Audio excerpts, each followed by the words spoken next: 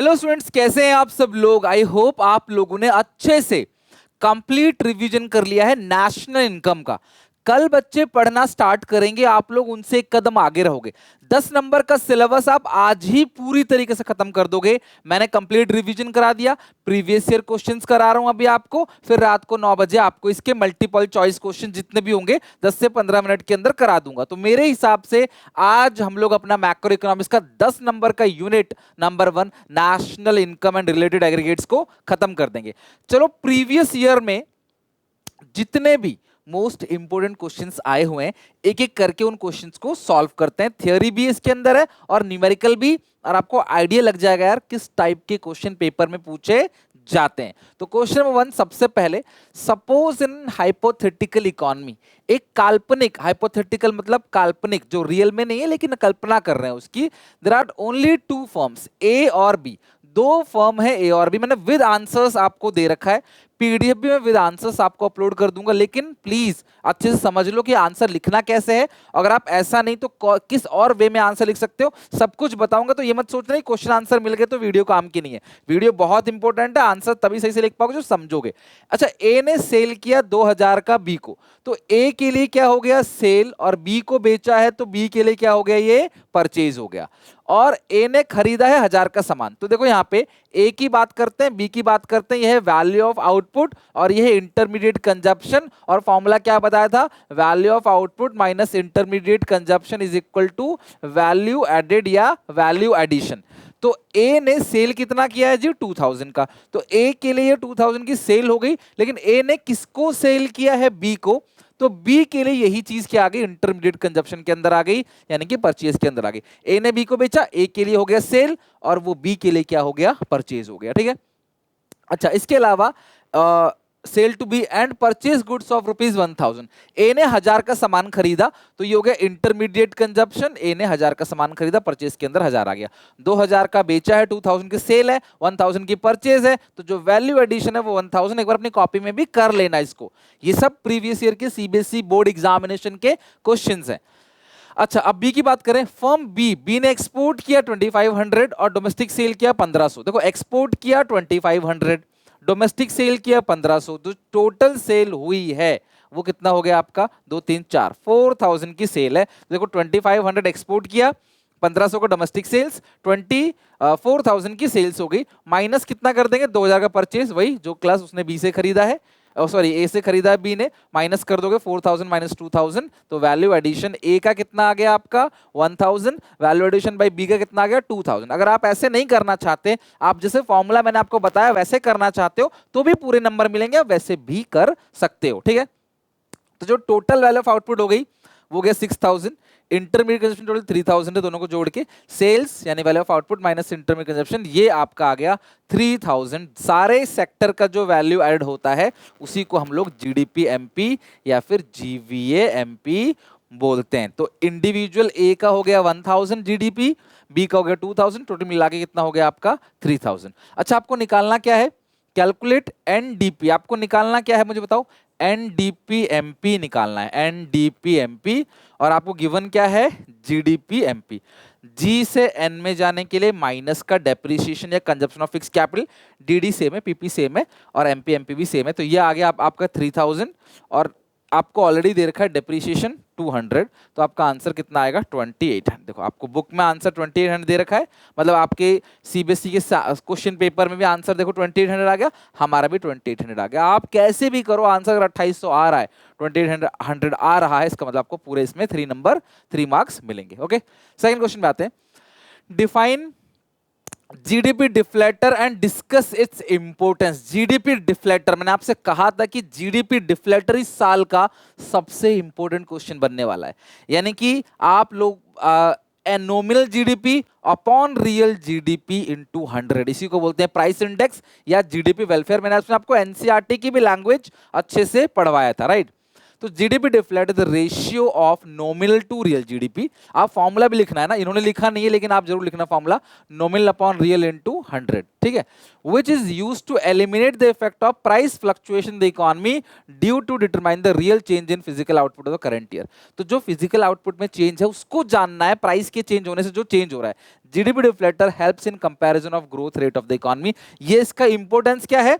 इसका इंपॉर्टेंस है कि इकोनॉमी की ग्रोथ किस तरीके से हो रहा है उसको जानने में मदद करता है। बस आपको इतना लिखना है, ज्यादा नहीं। आई थिंक 3 नंबर का सवाल होगा, डेट नंबर फॉर्मूला लिख के आप डेट नंबर मिल जाएगा आपको। State and discuss any 2 precautions of consume while estimating national income by expenditure method. Second hand goods पे किया हुआ खर्चा नहीं लेना है, फाइनेंशियल एसेट पे किया हुआ खर्चा नहीं लेना है, जो मर्जी आप लिख सकते हो। और आप लिखोगे कि जो ब्रोकरेज है, कमीशन है, उनपे जो खर्चा किया है वो आपने काउंट करना है। इंप्यूटेड जो खर्चा आपने खुद किया है क्लास, जो भी, उसको आपने काउंट करना है, राइट। जो भी आप उसके जो एस्टिमेटेड वैल्यू है वो आपने काउंट करना है। कोई भी एनी टू, मैंने आपको बहुत अच्छे से पढ़ाया था क्लास, है ना, मैंने आपको बहुत अच्छे से आज शाम को रिवीजन करा दिया था और मैंने ये पढ़ाया भी था आपको। देखो उसी बेसिस पे क्वेश्चन आ गया है। एनी टू, जो आपको दो अच्छा लगे वो दो लिख देना। इन्होंने सेकंड गुड्स का लिया है और इंटरमीडिएट गुड्स का लिया कि ये दोनों ही काउंट नहीं होते। इंटरमीडिएट गुड्स के लिए ऑलरेडी फाइनल गुड्स में इंक्लूड होती है, इसीलिए क्लास उस पर कोई खर्चा काउंट हम लोग नहीं करते। Distinguish between value addition and final value of output. देखो वैल्यू ऑफ आउटपुट का फॉर्मूला क्या होता है? Sales plus change in stock. जो वैल्यू ऑफ आउटपुट है उसका फॉर्मूला क्या है? Sales plus change in stock. आप ये लिखना वैल्यू ऑफ आउटपुट का फॉर्मूला। और इन्होंने जो लिखा है ना फाइनल वैल्यू ऑफ आउटपुट, वो इसका फॉर्मूला लिखा है number of units into price पर। ये भी होता है number of units into price per unit, ये भी होता है, लेकिन वैल्यू ऑफ आउटपुट का formula sales plus change stock भी होता है वैल्यू ऑफ आउटपुट, ठीक है। अगला वैल्यू एडिशन क्या है? Value of output minus the value of intermediate consumption. जो वैल्यू ऑफ आउटपुट है वो उसमें से इंटरमीडिएट कंजप्शन को घटा देंगे तो आ जाएगा वैल्यू एडेड। और वैल्यू ऑफ आउटपुट का मतलब क्या है? सेल्स। देखो खाली मेरी बात सुनो, मैंने तुमको क्या बताया था कि जो वैल्यू ऑफ आउटपुट है वो सेल्स के बराबर ही होता है, लेकिन तब जब सारा सामान बिक जाए। But if whole inventory is not sold then the value of output is sales plus change stock. तो अगर सारा आउटपुट बिक गया, ये मान के इन्होंने लिखा है कि अगर 100 यूनिट बिक रहा है, 1 यूनिट 10 रुपए का है, तो जो वैल्यू ऑफ आउटपुट है वो 1000 है। इसमें से आपने घटा देना है इंटरमीडिएट कंजप्शन जो कि परचेजेस ऑफ रॉ मटेरियल है, और वो जो भी आपको दे रखा होगा वो घटा दोगे तो आएगा वैल्यू एडेड। उसी को बोलते हैं वैल्यू एडिशन। तो value of output minus purchase, आपका आ गया वैल्यू एडिशन। तो आपको समझ आ गया वैल्यू ऑफ आउटपुट क्या है और वैल्यू एडेड क्या है। वैल्यू ऑफ आउटपुट मतलब सेल्स हो गया, और जो वैल्यू एडेड हो गया वो सेल्स में से परचेज घटा दोगे तो आपका आ जाएगा value added. Find the value added by firm A, यानी कि जीवीएमपी निकालना है। वैल्यू एडेड मतलब GVMP, sales minus value of output minus intermediate consumption. अब इस क्वेश्चन में सबसे पहले को इन्होंने फॉर्मूला लिख रखा है, आप पहले फॉर्मूला लिखोगे वैल्यू एडेड, ठीक है। वैल्यू एडेड को ही हम लोग क्या बोलते हैं? जीडीपी एमपी, जिसका फॉर्मूला होता है value of output minus intermediate consumption. सारा सामान बिक गया तो वैल्यू ऑफ आउटपुट को ही क्या बोलते हैं? सेल्स बोलते हैं। तो यहाँ पे सेल्स कितना है? सेल्स बाई फॉर्म ए। आपको फॉर्म ए का निकालना है। ए ने जो बेचा है वो 10 रुपए का है, लेकिन वो देश के अंदर बेचा है, तो कुछ एक्सपोर्ट भी किया होगा ए ने, तो एक्सपोर्ट की इंफॉर्मेशन गिवन नहीं है। और change in stock, value of output formula क्या होता है? Sales plus change in stock. तो excess of opening over closing, opening ज्यादा है क्लोजिंग से, जबकि चेंज स्टॉक का फॉर्मूला होता है closing stock minus opening stock, ठीक है। लेकिन यहां पे क्या है? ओपनिंग जो है वो ज्यादा है, तो चेंज स्टॉक किस में आएगा? नेगेटिव में आएगा। माइनस इंटरमीडिएट कंजप्शन यानी कि परचेज ऑफ रॉ मटेरियल। देखो रॉ मटेरियल का परचेज है, ये जो फैक्टर इनपुट्स है ना वो आपको कंसिडर नहीं करना है। ध्यान रखना, फैक्टर इनपुट्स कंसिडर नहीं करना। Purchase of non factor input, जो भी नॉन फैक्टर इनपुट्स हैं वो आपने कंसिडर करना है। मशीनरी का जो है वो फैक्टर इनपुट यानी कि मशीनरीज, वो कंसिडर नहीं करना है। नॉन फैक्टर जो इनपुट है ना वो आपको कंसिडर करना है। सॉरी, ये जो फैक्टर इनपुट है ना ये बेसिकली क्या है कि जो लेबर काम कर रहे हैं उनकी मशीनरी नहीं है, जो लेबर लोग काम कर रहे हैं ना, ये वो चीज है, उसको काउंट नहीं करेंगे। हमें सिर्फ क्या काउंट करना है? नॉन फैक्टर इनपुट्स यानी कि जो रॉ मटेरियल है। सामान को बनाने में रॉ भी चाहिए, मशीन भी चाहिए और लेबर की हेल्प भी चाहिए, वेजेस सैलरी वगैरह, हम उसको काउंट नहीं करेंगे। लेबर की जो कॉन्ट्रीब्यूशन है वो काउंट नहीं करेंगे, हम सिर्फ क्या काउंट करते हैं? Raw material. तो 2 ये हटा दो। और इंपोर्ट ऑफ रॉ मटेरियल आपने बाहर से खरीदा है वो भी आप हटा दो, माइनस करो 50, या फिर आप दोनों को ऐड कर दो 52, वो घटा दो, बात बराबर है। तो 10 माइनस 3 माइनस 2 माइनस 50, तो 45 आ गया ये नेगेटिव का, राइट। तो 7 हो गया -52, 45 नेगेटिव आ गया, यानी कि इस सिचुएशन जो वैल्यू एडेड है वो कितना है, माइनस का 45। अभी आगे चल के क्या पता और किसी सामान का वैल्यू एडिशन ज्यादा प्लस में आ जाए, सबको जोड़ के जीडीपी माइनस में नहीं आएगा, वो तो प्लस में ही आएगा। ठीक है। 5 national income is always greater than domestic income. मैंने पढ़ाया था फॉर्मूले में, शाम को पढ़ाया था फॉर्मूले के अंदर कि नेशनल इनकम आमतौर पे डोमेस्टिक इनकम से बड़ा होता है। क्यों? क्योंकि नेशनल इनकम के अंदर एनएफआईए इंक्लूड रहता है, लेकिन अगर एनएफआईए नेगेटिव का होगा तो नेशनल इनकम छोटा और डोमेस्टिक इनकम बड़ा हो जाएगा। और एनएफआईए तभी नेगेटिव होगा जब फैक्टर इनकम टू अब्रॉड जो है वो ज्यादा होगा फैक्टर इनकम फ्रॉम अब्रॉड से, तो उस सिचुएशन में एनएफआईए नेगेटिव आएगा। लाइक फीटा है 4, फीफा है 5, एनएफआई का फॉर्मूला है फीफा माइनस फीटा, तो फीफा है 5 है, फीटा तो ये आ गया प्लस का, तो इस सिचुएशन में जो है नेशनल बड़ा होगा। लेकिन अगर फीटा 5 है और फीफा 4 है तो यहाँ पे 4 - 5 -1, एनएफआईए माइनस का 1 आ गया। इस सिचुएशन में डोमेस्टिक इनकम जो है बड़ा हो जाएगा और नेशनल इनकम छोटा हो जाएगा। आप जैसा दिल करे वैसा अच्छे से एक्सप्लेन कर सकते हो। ठीक है, मैं आपको लास्ट तक बताऊंगा अभी कि आपको आंसर्स कैसे लिखने हैं। मैं रैंडमली कुछ क्वेश्चन पिक करूंगा और खुद ही उसका आंसर लिख के समझाऊंगा कि इसका आंसर आपको कैसे लिखना है, कैसे आप बेहतर आंसर लिख सकते हो। 2 बच्चे हैं, दोनों को आंसर लिखना आता है, बट एक बच्चे के ज्यादा नंबर आते हैं, दूसरे कम आते हैं। एक 99 पर अटक जाता है, एक 100 में 100 ले आता है। डिफरेंस क्या है?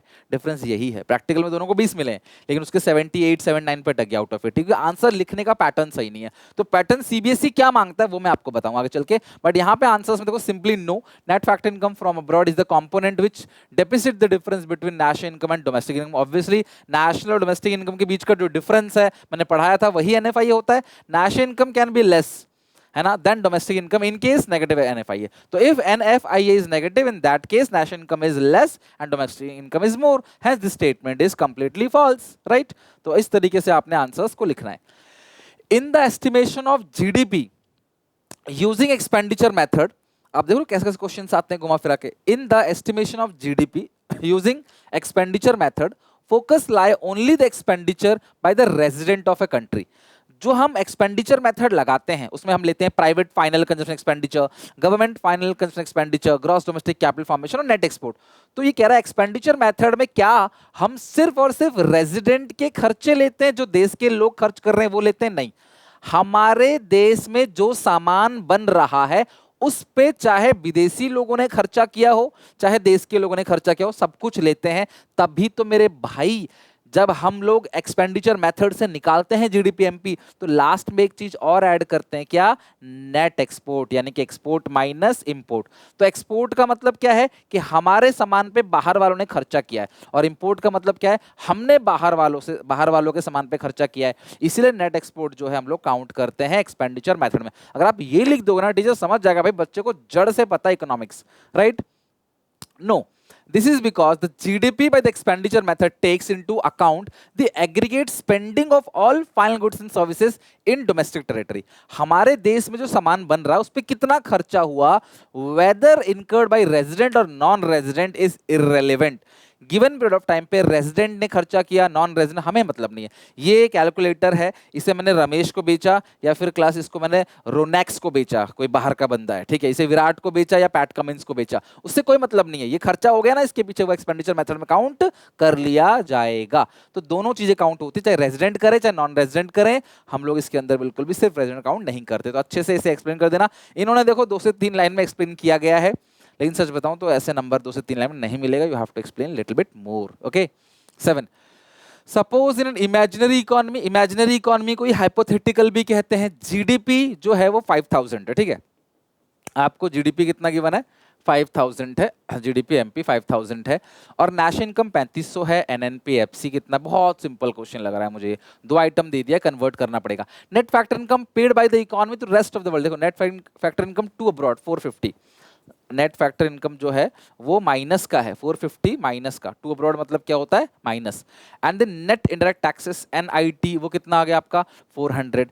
आपको कन्वर्जन करना सिखाया था ना मैंने शाम को, वही कन्वर्जन है। Estimate the value of consumption of fix capital, आपको कंजप्शन ऑफ फिक्स कैपिटल निकालना है, मतलब डेप्रिसिएशन को निकालना है। तो लगाते हैं फॉर्मूला, डेप्रिसिएशन निकालते हैं।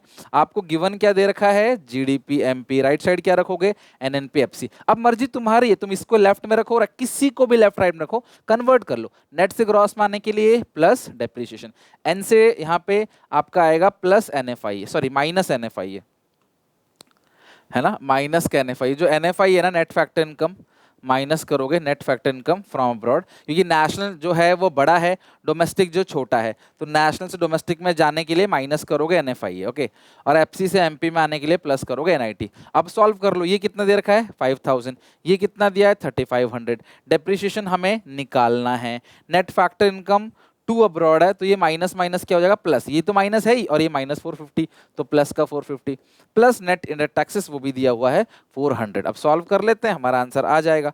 तो ये है 3500 प्लस करोगे 450 प्लस करोगे 400, ये आ गया 4350, तो 5000 इसको इधर भेज दो, 4350 इज इक्वल टू डेप्रीशिएशन, तो हमारा आंसर आ गया 650। इनका भी देखो आंसर कितना आ गया 650, आगे लिख देना crore.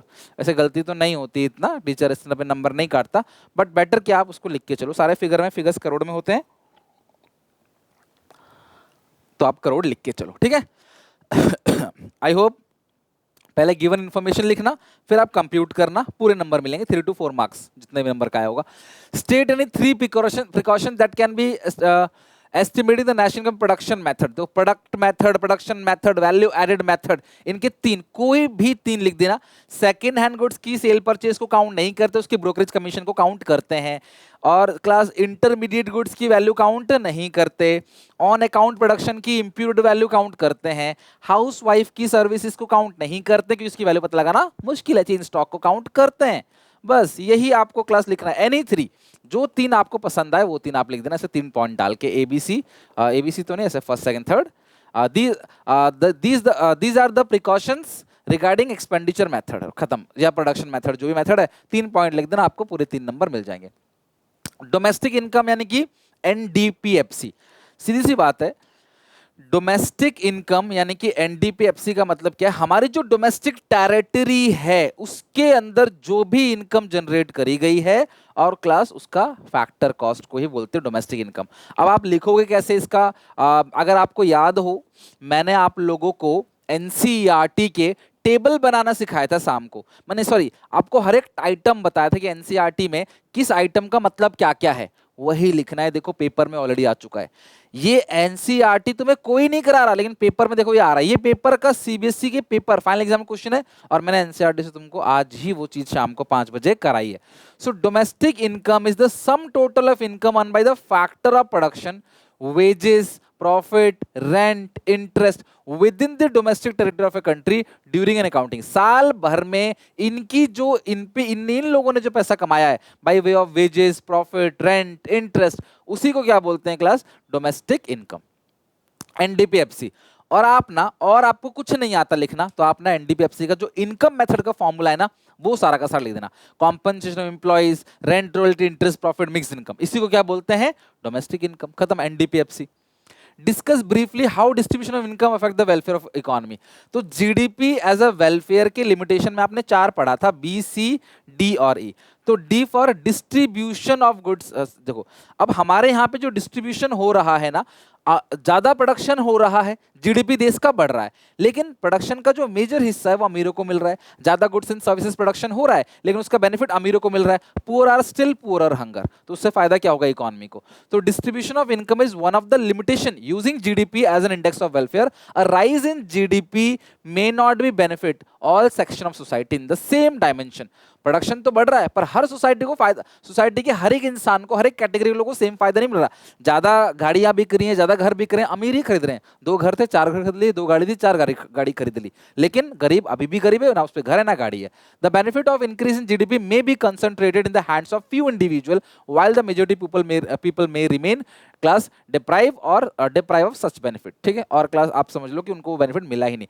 This may lead to inequitable distribution of income, hence the welfare of entire economy may not increase despite the increase in GDP। तो देश की जीडीपी बढ़ रही है लेकिन इकोनॉमी का वेलफेयर नहीं हो रहा। आप चाहो तो मेरी लैंग्वेज जो मैंने नोट्स में लिखा है वो लैंग्वेज यूज कर लो, या फिर आपने स्कूल में जहां पढ़ा है वो यूज कर लो, या फिर ये यूज कर लो, बट मैं अभी भी बोल रहा हूं कि मैं आपको कल इंपॉर्टेंट क्वेश्चंस की लिस्ट भी दूंगा, बेटा ये आएगा, बी सी डी चार में से कोई एक आएगा, बस इतना समझ लो।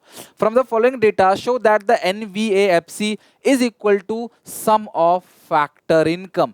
तो फैक्टर इनकम अभी बताया ना क्लास में आपको, जो फैक्टर इनकम है वो है रेंट रॉयल्टी इंटरेस्ट प्रॉफिट, ठीक है, और फैक्टर इनकम है रेंट रॉयल्टी इंटरेस्ट प्रॉफिट। तो ढूंढो जरा, इंटरेस्ट कितना है 540, ठीक है, प्रॉफिट्स कितना है, डिस्ट्रीब्यूटेड प्रॉफिट है, जो प्रॉफिट आपने बांट दिया, ठीक है, तो उसमें आपको रिटेन अर्निंग ऐड करना पड़ेगा। कॉर्पोरेट टैक्स आपको दे रखा है, वो नहीं दे रखा है, कॉर्पोरेट टैक्स वगैरह नहीं दिया तो छोड़ दो उसको। रेंट रॉयल्टी, तो रेंट रॉयल्टी कितना है 90, तो बस खत्म, रेंट रॉयल्टी 90 है। आप फॉर्मूला लिख देना बस जो मैंने लिया है, प्लस 120 कितना आ गया आपका 930 रेंट रॉयल्टी। अच्छा, और उसके बाद आपको कॉम्पनसेशन ऑफ एम्प्लॉयज भी लेना है, कॉम्पनसेशन 1650 आ गया, ठीक है, कॉम्पनसेशन ऑफ एम्प्लॉयज हो गया 720, और रेंट रॉयल्टी इंटरेस्ट प्रॉफिट और मिक्स इनकम, मिक्स इनकम है नहीं तो जीरो ले लो।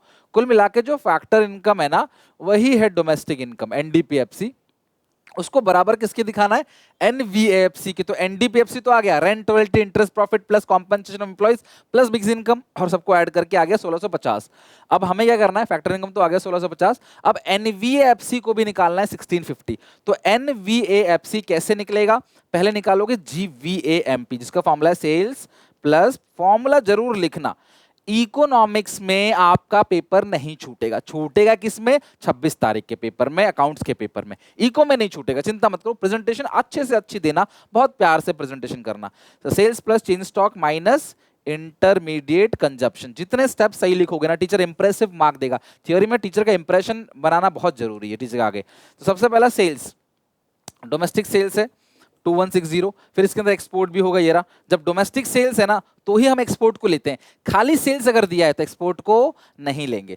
और प्लस चेंज स्टॉक, तो चेंज स्टॉक आपको दे रखा है कितना 240, माइनस इंटरमीडिएट कंजप्शन यानी कि परचेज ऑफ रॉ मटेरियल, देखो ये परचेज 840 है और ये इंपोर्ट है 120, तो 840 माइनस 120, तो 2160 प्लस 240 प्लस 240 माइनस 840 माइनस 120, ये आ गया 1680, 1680 GVAMP। लेकिन आपको चाहिए क्या NVAFC, भाई मुझे क्या चाहिए कन्वर्ट करो NVAFC, गिवन क्या है GVAMP, ग्रॉस से नेट जाने के लिए माइनस डेप्रीशिएशन, MP से FC में जाने के लिए माइनस NIT, तो 1680 माइनस डेप्रीशिएशन, तो डेप्रीशिएशन कितना है आपको 90 दे रखा है, और minus NIT net indirect taxes, तो नेट टैक्सेस आपको नहीं दिया गया है, तो आप क्या करोगे इनडायरेक्ट टैक्स लेस सब्सिडी, तो गुड्स एंड सर्विसेज टैक्स हो गया इनडायरेक्ट टैक्स, सब्सिडी नहीं दिया तो आप जीरो ले लो, ठीक है, वो ले लो आप जीरो, कुछ रह तो नहीं गया। देखो सेल्स प्लस चेंज स्टॉक, तो डोमेस्टिक सेल्स,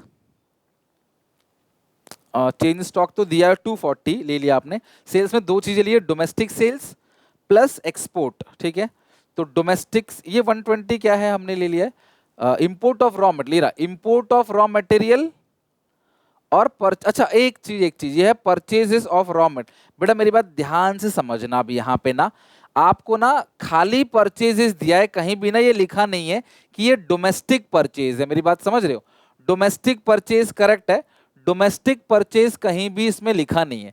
तो देखो 2160 240 240 माइनस 840, तो ये डोमेस्टिक पर देखो कभी भी ये चीज लिख लो कमेंट्स में या नोट्स में या कहीं भी लिख लो कि भाई जब सेल्स दिया है तो उसका मतलब टोटल सेल्स है, डोमेस्टिक सेल्स दिया है तो आप एक्सपोर्ट को लेते हो। सिमिलरली अगर परचेज ऑफ इंडिया इंपोर्ट से किसी एक इंसान से खरीदा है ऐसा कुछ लिखा होता तो ही हम इंपोर्ट्स को लेते, अदरवाइज में इंपोर्ट्स को हम लोग कंसिडर नहीं करेंगे। तो 1680 माइनस 120 ये आ गया 1560। अब 15 सॉरी माइनस नहीं करोगे बढ़ेगा ना, 1680 प्लस 120 आएगा 1800, इसको आप सॉल्व करोगे ना तो ये आएगा आपका 1800, ये 120 नहीं लेना है 1800 आएगा, ये आएगा आपका 1800। अब 1800 से आपने क्या करना है 1800 माइनस 90 माइनस 60 1650, तो 1650 आपका आंसर आ गया। तो क्वेश्चन नंबर 10 में आपका आंसर है 1650, दोनों तरीके से 1650 आ गया। अब यहां से आपको देखो जिन बच्चों ने आज की वीडियो ये नहीं देखी वो यहां फंस जाएंगे, पेपर में गलती करके आएंगे। अगर आपको ये लिखा होता ना purchase from A purchase from B तो आप वो नहीं लेते इंपोर्ट्स को, बट यहाँ साफ साफ लिखा है परचेजेस ऑफ रॉ मटेरियल, तो आपको जरूर जरूर कंसिडर तो फिर आपने ये पूरा लेना है, इंपोर्ट्स को कंसिडर नहीं करना। लेकिन अगर डोमेस्टिक लिखा होता ए से बी से खरीदा लिखा होता तो भी आप इंपोर्ट को लेते। On the basis of the given data estimate the value of domestic income.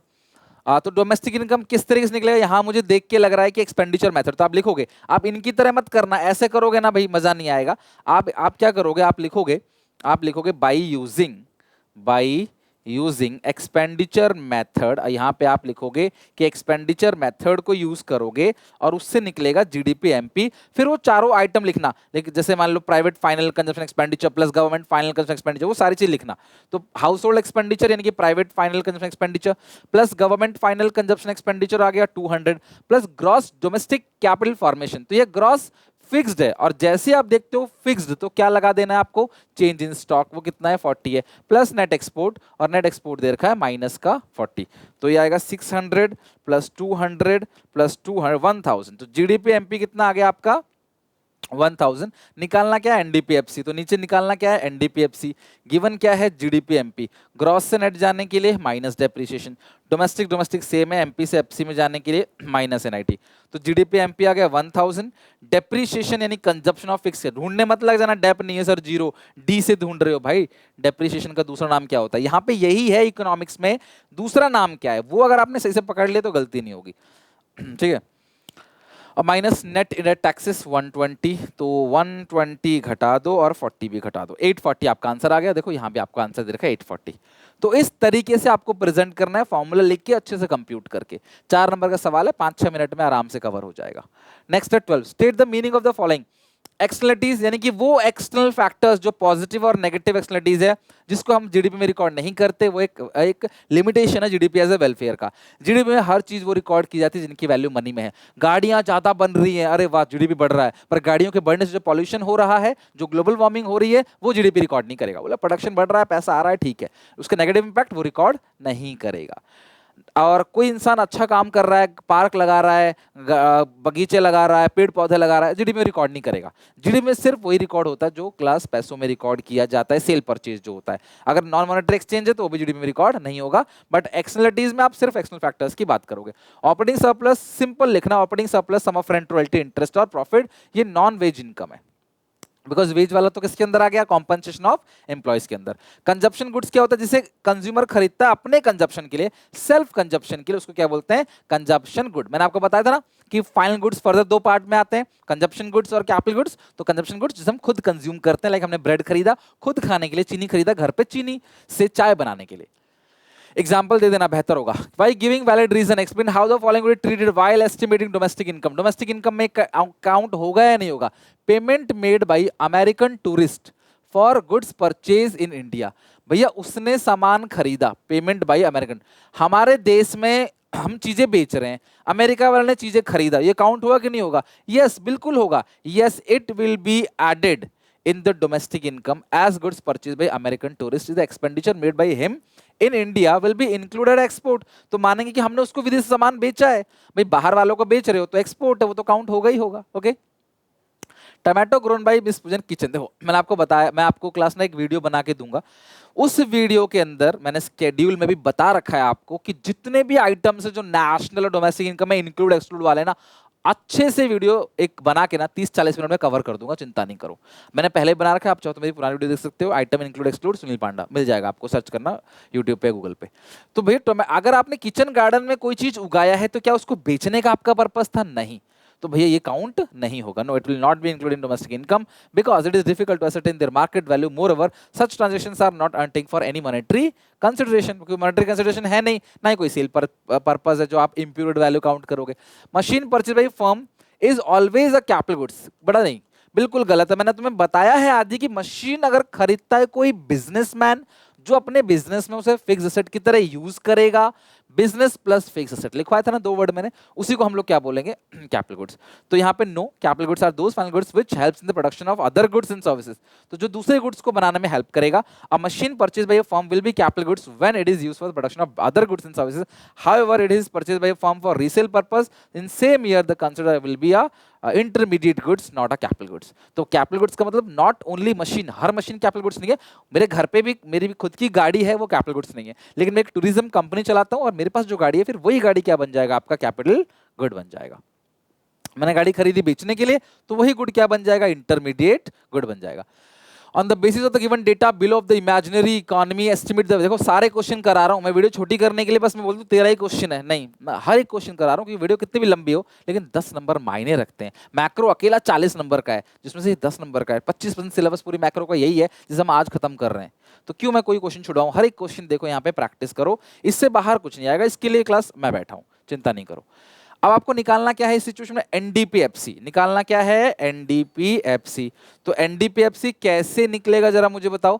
सबसे पहले निकलेगा प्राइवेट फाइनल कंजप्शन एक्सपेंडिचर, जो आपको दे रखा है क्लास यहाँ पे देखो, प्राइवेट फाइनल ये रहा हाउस होल्ड कंजप्ट। पहले आप फॉर्मूला लिखना by using expenditure method, expenditure method को यूज करोगे, जीडीपीएमपी इक्वल टू सारे फॉर्मूले लिखना, फॉर्मूले लिखने के बाद फिर आप कंप्यूट करोगे। तो सबसे पहला हो गया प्राइवेट फाइनल कंजप्शन एक्सपेंडिचर, दूसरा है गवर्नमेंट फाइनल कंजप्शन एक्सपेंडिचर, तीसरा है gross domestic capital formation, gross domestic fixed capital formation. जैसे ही आपने फिक्स देखा तो तुरंत ही क्या ऐड कर देना आपको, चेंज इन स्टॉक। अब मैंने आपको ये चीज आज बता रखी है कि चेंज इन स्टॉक को हम लोग इन्वेंट्री इन्वेस्टमेंट भी कहते हैं, प्लस नेट एक्सपोर्ट, और नेट एक्सपोर्ट है एक्सपोर्ट माइनस इंपोर्ट, तो एक्सपोर्ट है 50 और इंपोर्ट है 60, तो ये आ गया आपका -10। तो सॉल्व करते हैं, 470 प्लस 320 प्लस 200 माइनस का 40 फिर माइनस का 10, 940, 940 जो आ गया वो आ गया आपका क्या, एनडीपी, सॉरी ये जो आपने कौन सा मेथड लगा रखा है, प्रोडक्ट वो लगाया ना एक्सपेंडिचर मेथड, तो ये आ गया जीडीपीएमपी। बट हमें चाहिए क्या, चाहिए एनडीपीएफसी, गिवन क्या है जीडीपीएमपी। ग्रॉस से नेट जाने के लिए minus depreciation, domestic domestic same है, पीपी सेम है, एमपी से एफसी में आने के लिए माइनस एनआईटी। तो जीडीपीएमपी कितना क्लास आ गया आपका 940, डेप्रीशिएशन यानी कि डेप्रीशिएशन आपको क्या दे रखा है, कंजप्शन ऑफ फिक्स कैपिटल वो दे रखा है 35, और नेट इनडायरेक्ट टैक्सेस दे रखा है आपको 50। तो 940 माइनस 35 माइनस 50 इट्स 855। देखो आपका आंसर भी आ गया 855 और यहाँ पे भी आंसर आपको 855 दे रखा है, लिख लिया आपने। Now moving to question number 15, elaborate the concept of x. देखो सेम वही कॉन्सेप्ट है, एक्सटर्नलिटीज जो ऐसे फैक्टर्स हैं जो जीडीपी में रिकॉर्ड नहीं किया जाता, it may be positive externalities and negative externalities. तो ये हो गया आपका ए, और दूसरा है डिफाइन ऑपरेटिंग सरप्लस, ये पहले भी आ चुका है question, rent royalty interest profit, इनको ऐड करोगे आगे operating surplus. Discuss briefly the concept of circular flow of income है टू सेक्टर इकोनॉमी। तो इन्होंने जो आंसर में डिस्कस किया है वो इन्होंने फिगर नहीं बनाया है, मैं बोलूंगा एक भी बच्चा ऐसा आंसर मत लिखना, पूरा का पूरा फिगर मैंने आपको पढ़ा रखा है। यहाँ पे आप लिखोगे हाउस होल्ड, यहाँ लिखोगे फर्म, ये फैक्टर सर्विसेज, ये फैक्टर पेमेंट, फिर ये गुड्स एंड सर्विसेज इनको देता, ये इनको गुड्स एंड सर्विसेज देगा, फिर इनको करेगा payment of goods and services.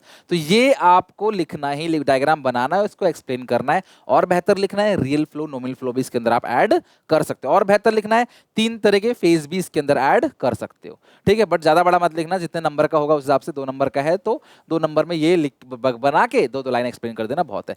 Real GDP is a better indicator, yes बिल्कुल करेक्ट है, real GDP is a better indicator of economic growth of a nation as compared to the nominal GDP. Yes, real GDP is a better indicator. Do you agree with the given statement? तो आप लोगों yes, real GDP is money value of all final goods and services produced in domestic territory of an economy measured at a base year price. Real GDP और nominal GDP में यही अंतर है कि real GDP base year price पे होता है जबकि nominal GDP current year price पे होता है। Whereas nominal GDP भी same चीज है लेकिन यहाँ पे बस लास्ट में क्या आता है, measured at a current year price. For example 2010 में प्राइस था 10 रुपए और 11 में प्राइस है 15 रुपए, आउटपुट दोनों जगह सेम है, तो रियल जीडीपी कितना क्लास यहाँ पे आएगा 1000 और यहाँ भी 1000 आएगा। क्यों? क्योंकि हम रियल जीडीपी में जब भी मल्टीप्लाई करते हैं क्वांटिटी को पुराने प्राइस से मल्टीप्लाई करते हैं, लेकिन जो नॉमिनल जीडीपी है उसमें हम मल्टीप्लाई करते हैं करंट प्राइस से। तो यहाँ 10 रुपए करंट प्राइस था तो 1000 इंटू 10 100 इंटू 10 1000, यहाँ 15 है तो ये 1500। तो देखो यहाँ पे नॉमिनल जीडीपी बढ़ा हुआ दिख रहा है लेकिन एक्चुअल में गुड्स एंड सर्विसेज तो सेम है, तो जो जीडीपी बढ़ रहा है वो किसकी वजह से बढ़ रहा है, सिर्फ प्राइस की वजह से, तो वो एक्चुअल नहीं है। भाई प्राइस की वजह से जीडीपी बढ़ना कोई देश की तरक्की थोड़ी हुई, सामान तो उतना ही बन रहा है ना, प्राइस की वजह से बढ़ रहा है, उससे क्या फायदा हो गया, कोई फायदा नहीं है। So real GDP is better indicator to comparison in terms of physical output and it eliminate the effect of price change. तो रियल जीडीपी में हमेशा फिजिकल आउटपुट में जो चेंज है उसको कंसिडर करता है और बाकी चीजों को क्या करता है क्लास, वो एलिमिनेट करता है, प्राइस को नहीं देखता, बेस ईयर प्राइस लेता है।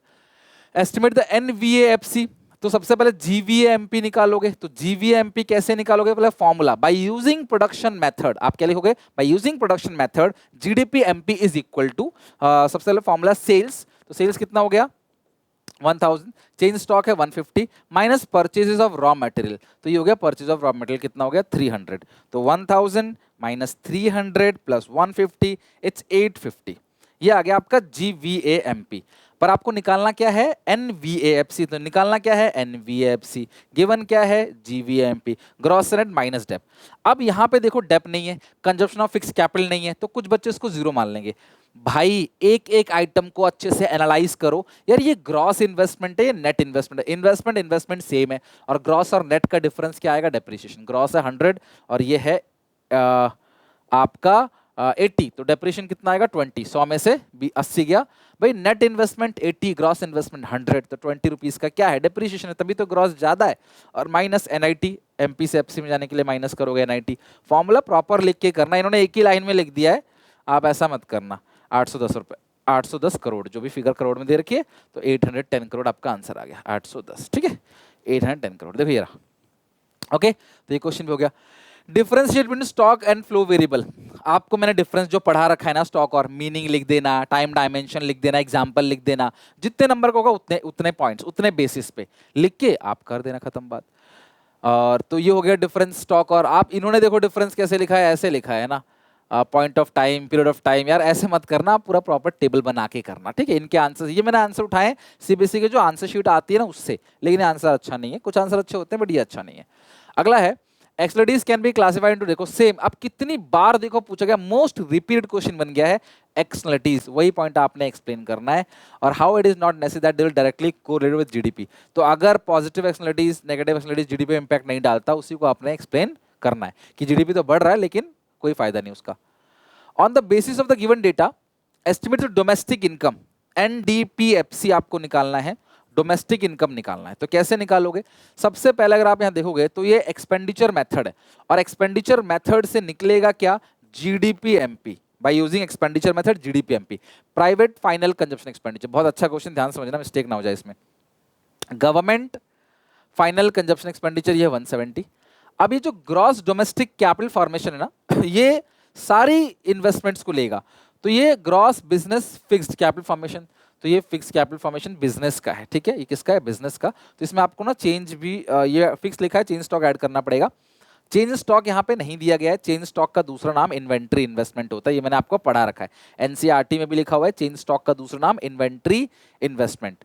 अब इसके बाद है बिजनेस हो गया, तो ग्रॉस रेजिडेंशियल इन्वेस्टमेंट वो भी लेना है आपने, और फिर आपको क्या लेना है ग्रॉस पब्लिक इन्वेस्टमेंट, तो बिजनेस का, रेजिडेंशियल का, पब्लिक का सारा ले लो, प्लस आपका नेट एक्सपोर्ट है, तो नेट एक्सपोर्ट आपको दे रखा है axis of import over export, तो इंपोर्ट ज्यादा है तो नेट इंपोर्ट्स है, वो नेट एक्सपोर्ट नहीं है, नेट इंपोर्ट है, तो वो माइनस का हो जाएगा। 800 plus 170 plus 150 plus 140 plus 120 plus 500 minus 20, 1860। लेकिन ये क्या आ गया GDPMP, हमें क्या चाहिए NDPFC, गिवन क्या है GDPMP, ग्रॉस से नेट जाने के लिए माइनस डेप्रिसिएशन, DPDP से MP से FC में जाने के लिए माइनस NIT, तो GDPMP कितना है 1860, डेप्रिसिएशन कितना है, depreciation consumption of fix capital देखो दे रखा है 40, कोई चीज नहीं दे रखी है ना उसको डायरेक्टली जीरो मत माना करो, तुम देखो कोई दूसरे नाम से तो नहीं है, उसे निकालने का कोई वे तो नहीं है, अगर कुछ भी नहीं मिल रहा तो जीरो मान लो। नेट नेट टैक्सेस वो दे रखा है 70, तो माइनस करो 40 माइनस करो 70, 1750 आपका आंसर आ गया 1750, ठीक है, तो ये आ गया आपका 1750 आंसर। 20 स्टेट द स्टेप्स, आपको बताना नेशनल इनकम का स्टेप कैसे निकालें इनकम मेथड से। तो सबसे पहले कॉम्पनसेशन ऑफ एम्प्लॉय निकालो, step 2 operating surplus, rent royalty interest profit, profit नहीं दिया वो 3 part, undisturbed profit, dividend, corporate tax, और फिर लास्ट में मिक्स इनकम, इनको ऐड करोगे आएगा NDPFC। यही 3 स्टेप आपको लिखने हैं, इन्होंने ऐसे लिखा, फॉर्मूला लिख देना कुल मिला के, खत्म बात, फॉर्मूले से ही बात बन जाएगी। अगला, on the basis of the following hypothetical data, normal GDP adjusted year price, तो यानी ये रियल हो गया, ठीक है, एडजस्टेड ईयर प्राइस का मतलब क्या हो गया, ये आपका रियल हो गया। और कैलकुलेट क्या करना है, percentage change in real GDP 23 से 20, तो चेंज कितना हो गया रियल में, 500 का चेंज हो गया है ना भाई, अभी 4500 है, पहले 4000 था, 500 का चेंज है, पहले कितना था 4000 इंटू 100, तो 500 अपॉन 4000, इस साल के सीबीएसई के सैम्पल पेपर, अच्छा क्वेश्चन है, सिंपल है, मैंने ले लिया, ये आ गया 12.5 आंसर। दूसरा, the public investment on construction of multi layer flyover may reduce traffic congestion, on the basis of our statement discuss likely impact on GDP. देखो, द पब्लिक इन्वेस्टमेंट हो रहा है, मल्टी लेयर फ्लाईओवर बनेगा, उससे traffic का जो congestion है, traffic का जो भीड़ है ना, वो कहीं ना कहीं रिड्यूस होगा। तो आपको on the basis of the statement आपको बताना है कि जीडीपी पे इसका क्या इंपैक्ट होगा। देखो, the public investment on the construction of multi layer जो है वो जीडीपी को बढ़ाएगा, इंपैक्ट आएगा positively as a good quality of infrastructure like effective transport system generally attract higher investment. तो अच्छा ट्रांसपोर्टेशन सिस्टम बढ़ेगा, जीडीपी बढ़ेगा, इन्वेस्टमेंट बढ़ेगा इकोनॉमी में, जिसकी वजह से रोजगार जो है बढ़ेगा। It may lead to reduction in travel time कम होगा, रोजगार मिलेगा। लोग नोएडा से गुड़गांव इतनी दूर है, काम करने जाते हैं, रास्ता छोटा होगा ना, तो आप बहुत दूर दूर तक जाके काम कर सकते हो, रोजगार का अवसर ले सकते हो। And lower average transportation cost, consequently it may increase the wellbeing of citizen. तो लोगों का फायदा होगा, तो जीडीपी बढ़ेगा, सड़क बनेगा, तो ट्रैवल टाइम कम होगा, तो इससे फायदा ही फायदा है। तो आपको बताना है कि जीडीपी में क्या इंपैक्ट पड़ेगा इस चीज का, इससे क्लास ऑब्वियसली कंट्री का वेलफेयर होगा। Basis of the classification of final goods into consumption and capital goods depend upon the economic nature of its use. Depend on, देखो, जो क्लासिफिकेशन है फाइनल गुड्स का और कंजप्शन और कैपिटल गुड्स का, depend on the economic nature of its use, कि कोई भी गुड्स है उसका नेचर ऑफ यूज क्या है। अगर मैं चीनी घर के लिए खरीद के लेके आ रहा हूँ तो वो फाइनल गुड्स है, लेकिन उससे बिजनेस के लिए लेके आ रहा हूँ तो सेम गुड्स इंटरमीडिएट गुड्स। शायद मैंने एक क्वेश्चन कराया था आपको, एक हेडिंग लिखवाई थी एक पेज पे कि same goods can be classify as final और इंटरमीडिएट। ये वही आंसर है। एक एग्जांपल देके आपको बताना है, बिल्कुल हम स्टेटमेंट को डिफेंड करेंगे। देखो, डिफेंड का मतलब क्या होता है कि आप साथ हो। जैसे आपका दोस्त होता है ना, वो गलत कर रहा है फिर भी आप उसको साथ देते हो, नहीं यार ये सही है, गलती तेरी है, तो वही है। आप इस स्टेटमेंट को डिफेंड करो कि जो फाइनल गुड्स है वो कंज्यूमर गुड्स और कैपिटल गुड्स में क्लासिफाइड किया जाता है एग्जाम्पल देकर। तो अगर आप यहां देखोगे ना, तो फाइनल गुड्स के दो पार्ट है, मैंने बता रखा है आपको आज। फाइनल गुड्स के दो पार्ट है, कंज्यूमर गुड्स और कैपिटल गुड्स। अगर फाइनल गुड्स है, एसी खरीदा घर के लिए खरीदा, कंज्यूमर गुड्स। एसी खरीदा आपने बिजनेस के लिए खरीदा, बिजनेस में लगाया है, तो वो क्लास क्या हो गया आपके कैपिटल गुड्स है। या फिर कोई भी एसी छोड़ो, कोई मशीन हो गई, मशीन सिलाई मशीन घर के लिए खरीदा, कंज्यूमर गुड्स है। सिलाई मशीन आपने सॉरी कंज्यूमर गुड्स भी है और फाइनल गुड्स भी है। अब यही सिलाई मशीन आपने बिजनेस में लगा दिया, फाइनल गुड्स तो है लेकिन साथ में वो कैपिटल गुड्स भी है। क्यों? क्योंकि उससे आप सिलाई करके कपड़े जो है सिल रहे हो, कुछ और चीज बना रहे हो। कोई भी एग्जांपल आप दे सकते हो, वही है। Natural calamity in hill station of India have massive destruction of capital asset. Natural calamity से कैपिटल एसेट चली जाती है। Identify the type of loss, depreciation of capital. Obviously class natural calamity से जो लॉस होता है उसको डेप नहीं बोलते, उसको क्या बोलते हैं? Capital loss. वैलिड रीजन देना है। The massive destruction of capital asset caused by the recent natural calamity in hill state of Himachal Pradesh and Uttarakhand can be considered as a capital loss. Capital loss refers to the loss in the value of fixed assets due to unforeseen circumstances like natural disaster, theft और fire। Capital loss के बारे में आपको बताना है और इसके लिए कोई डेप्रिसिएशन आप प्रोवाइड नहीं कर सकते और इसके लिए पहले से आप रेडी नहीं रह सकते। और इसमें एक चीज और है कि प्रोडक्शन जो है उससे क्या होता है? हैम्पर हो जाता है। That's it. You have question 22 run. Then तो 22 क्वेश्चन जिसमें थ्योरी, न्यूमेरिकल, हर एक टाइप क्वेश्चन नेशनल इनकम में कवर कर लिए। अब तुम खुद सोचो तुम कैसे क्वेश्चन तैयार करके जाते हो और पेपर में कैसे क्वेश्चन घुमा के पूछा जाता है। तो आप इस सीरीज को, आज नेशनल इनकम खत्म हो गया आपका, अभी मैं आधे से 1 घंटे के अंदर इसके एमसीक्यू डाल दूंगा। इसी तरीके से हर एक चैप्टर इंडियन और मैक्रो में पीवाईक्यू भी कराऊंगा, एमसीक्यू भी कराऊंगा, रिवीजन भी कराऊंगा। फॉलो जरूर करना। चैनल अच्छा लगे कि इसमें सर मेहनत कर रहे हैं तो प्लीज सब्सक्राइब करना चैनल को, वीडियो को अपने दोस्तों में शेयर करना, लाइक करना और एक प्यारा कॉमेंट जरूर करना, वो उससे मुझे मोटिवेट मिलेगा और अच्छे से मेहनत करने के लिए। Take care, bye bye. मिलते हैं नेक्स्ट वीडियो में। इन क्वेश्चन को अच्छे से लर्न करके आना। टेलीग्राम पे मैं ये पीडीएफ शेयर कर दूंगा।